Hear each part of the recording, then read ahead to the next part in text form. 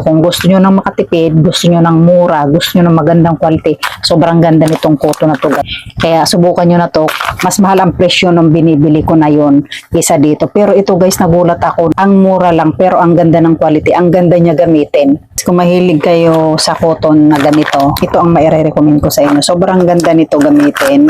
Hindi ko muna ginawaan siya ng video dahil ginamit ko talaga siya. In order ko ay 50 pieces pero hanggang 222 pieces. Ako kasi pieces muna yung binili ko dahil trinay ko talaga muna. Ang mura lang niya. Gusto ko dito guys, tingnan nyo yung cotton. Tatry natin gamitin. Ayoko kasi ng cotton na yung regular cotton. Mas gusto ko to. Hindi ko alam kung katulad ko kayo na gusto ng ganitong cotton. Try natin. Naglagay lang ako ng toner. So naglagay ako ng toner sa cotton ko din. Ilalagay ko lang siya.